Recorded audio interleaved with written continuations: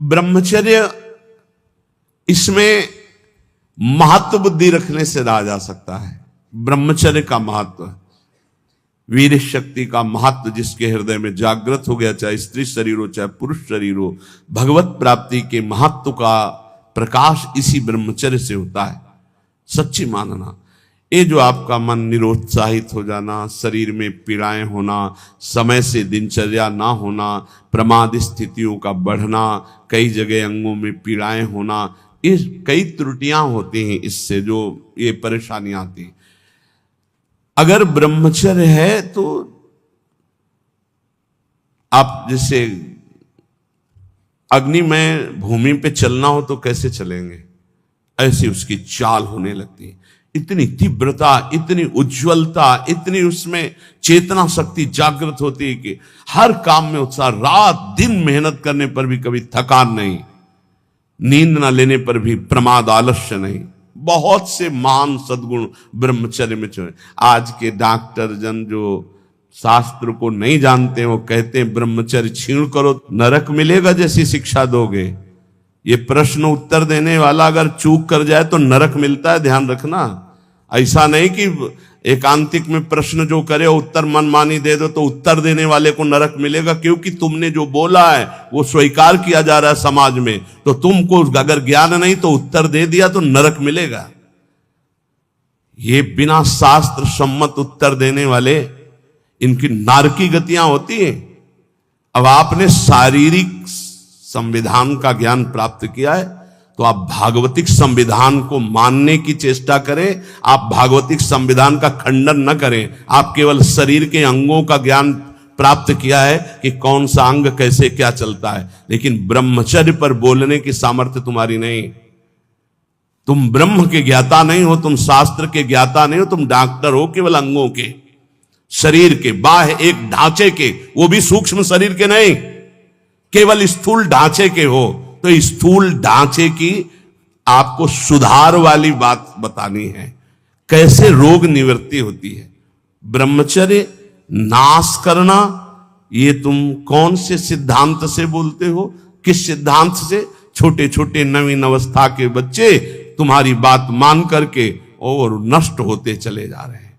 8-8 बार 10-10 बार वो ऐसी चेष्टाएं करके इस दशा को प्राप्त हो गए कि सामने आके कहते हैं, एक अधिकारी का बच्चा हो, अधिकारी भी बैठे थे अपनी पोजीशन में, सिर्फ आपका वीडियो सुना तो आपको बताने आया हूं, मुझे बचा लीजिए। ऐसे बैठे तो बिल्ला लगाए, मुझे बचा लीजिए, नहीं मैं अपना शरीर दे आऊंगा। नहीं नहीं बच्चा, नहीं, बिल्कुल नहीं, तुम बिल्कुल ठीक हो जाओगे। तुम एक बार हिम्मत करो, हमारी बात को मानो। हमारे पास कोई औषधि जादू टोना नहीं, केवल हमारी बात मान लो, भगवान तुम्हें शक्ति देंगे, तुम इससे निकलो, इससे निकलो। ये ब्रह्मचर्य बहुत बड़ी अमृत वस्तु है। हमारी प्रार्थना मान लीजिए, ये मन जब बहुत, तो भगवान छूट दे देते हैं। देख लो, जब तुम्हें घृणा हो जाए, जब तुम्हें लगे कि नहीं करना चाहिए, तो मुझे बताना, मैं तुम्हें सामर्थ्य दे दूंगा। आपको सामर्थ्य मिलेगी। आप जिस दिन से सोच लेंगे कि वास्तविक मुझे अब अपने जीवनी शक्ति की रक्षा करके भगवत प्राप्ति में ये हमें व्रत रखना है। ब्रह्मचर्य व्रत, अलग अलग ब्रह्मचर्य व्रत है। गृहस्थ में शास्त्र सम्मत एक पत्नी व्रत और संतानोत्पत्ति के लिए ऐसा संविधान किया गया है। अगर आप उसके विपरीत चलते हैं तो फिर आप व्यभिचार प्रवृत्ति में हैं। परमार्थ में चलने के लिए पूरा अधिकार गृहस्थ का है। ऐसा ना सोचे कि गृहस्थी में होने के कारण मेरा मोक्ष नहीं हो सकता, या भगवत प्राप्ति नहीं हो सकती, या मैं ब्रह्मचारी नहीं कहा जा सकता। कहा जा सकता है।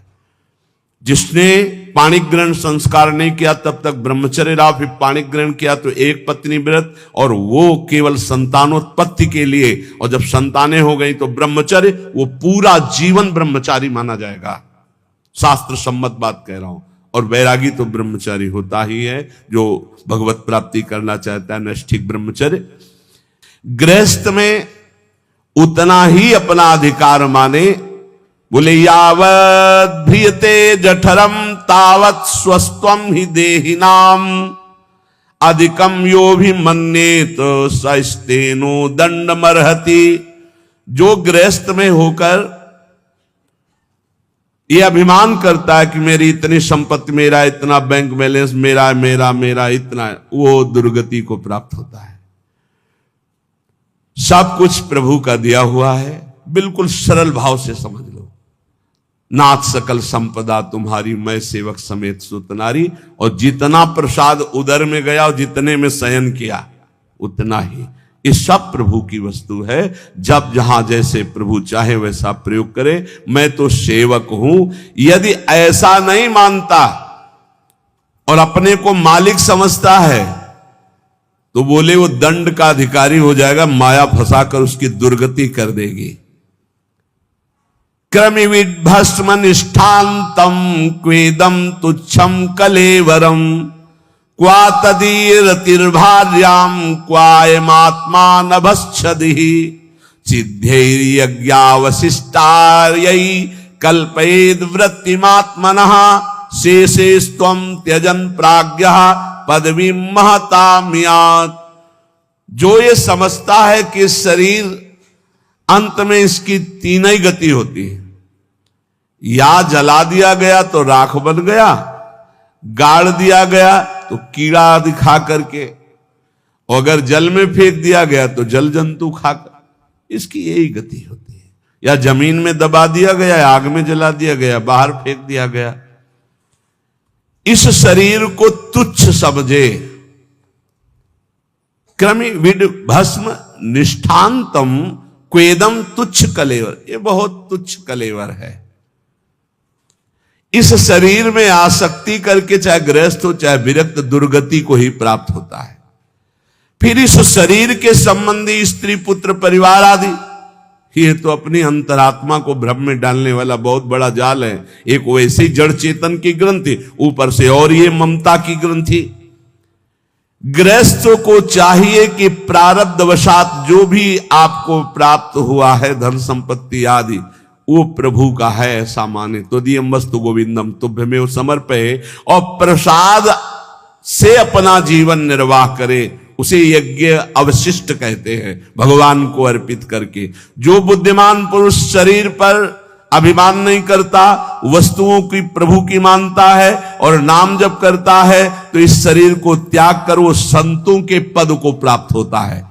कह रहे शेषेस्त्वम त्यजन प्राज्ञः पदवी महताम्यात्। जो संतों की गति होती है वही उस गृहस्थ की गति होती है। चाहे गृहस्थ हो चाहे विरक्त, उनको इन दोषों पर विजय प्राप्त करना ही होता है भगवत प्राप्ति के लिए। असंकल्पात् जयेत कामम क्रोधम काम विवर्जनात्, अर्थानर्थे क्षया लोभम भयम तत्वामर्शनात्। काम पर यदि विजय प्राप्त करना है तो उपाय बता रहे हैं। असंकल्पात् जयेत कामम, काम का भोग का संकल्प न बनने पावे, बस तो आप बचा ले जाओगे अपने आप को। यदि मैं भोगूंगा ऐसा संकल्प बन गया तो आप नष्ट हो जाओगे। प्रायः काम की चतुरता कोई नहीं जान पा रहा है। बहुत ये अंदर का चिंतन किया हुआ विषय आपको परोस रहे हैं, अगर आप पा पाओ। काम मन में अहम में जो ही आया तो पहले हमको लपेटता है। हम समझते हैं मुझे देखना है, मुझे छूना है, मुझे भोगना है। जहां ये आया बस आपका काम खत्म, अब वो अपना काम करवा लेगा। अगर आप दृष्टा बने रहे, इसकी लपेट में ना आए, तो आप जीत जाएंगे इसे। कि दृष्टा, एक काम आ गया मन में, एक काम अहंकार में आ गया, अहम में, नहीं नहीं मुझे नहीं भोगना।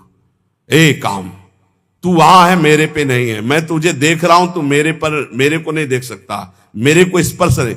हम भूल करके उसके लपेट में आ जाते, तभी हम कामी कहलाए।